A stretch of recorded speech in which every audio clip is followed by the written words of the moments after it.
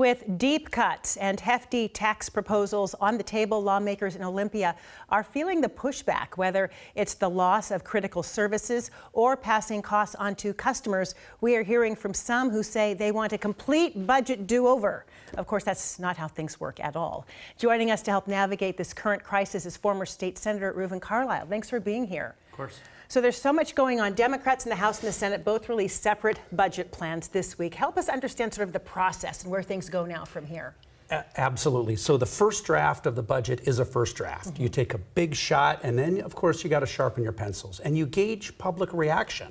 So that's what we saw this last week. We saw a whole bunch of hearings. They released the budgets, and now it starts to get really serious. So then once both chambers agree on a final budget, how will the governor's plan factor in? I mean, where does it then move? Yeah. The suspicion is that it's time now for the leadership of the House and the Senate to sit down with the governor and to really stress test what his appetite is for the level of cuts, the level of taxes, and where that's going to fall on the spectrum.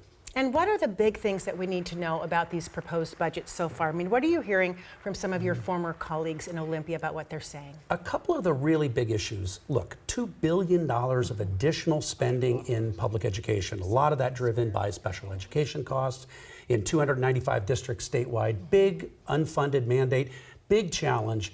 How much of an appetite is there for that level of additional K-12 spending?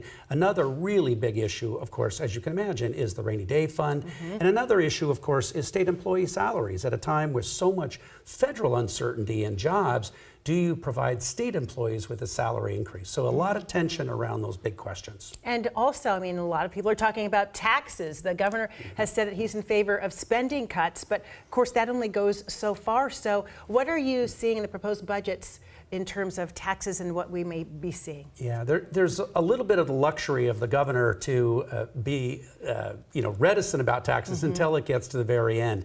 And we're in that final showtime. These last few weeks, incredibly stressful, intense relative to the real deal of the level of spending, the level of taxes, and then really what type of tax options become viable. You've got payroll tax, you've got wealth tax, you've got property tax, and then of course, as we saw earlier, you've even got transportation conversations about taxes. Do you think we're going to see new taxes or increased taxes or both? Yeah, I think you're going to see both. I mean, I think it's very tough. I don't think you're going to see $15 billion in new taxes and zero cuts.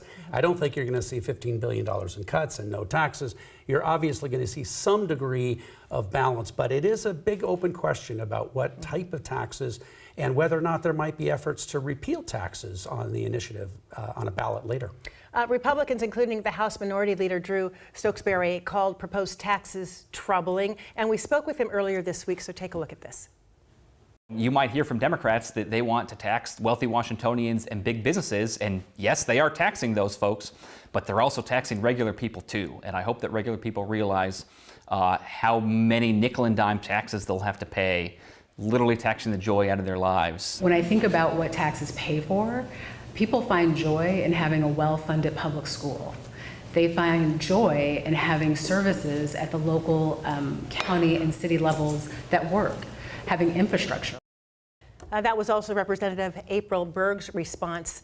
So they face some very tough challenges. How do you think this is all going to shake out? Yeah, I think these next few weeks are going to be pretty tough, and they got to work a deal. You need 50 votes in the House, 25 votes in the Senate, and one governor's signature. So we're in those final few moments where the negotiations are really tough over spending and taxes. It's all going to happen behind the scenes at this point, isn't it? It is.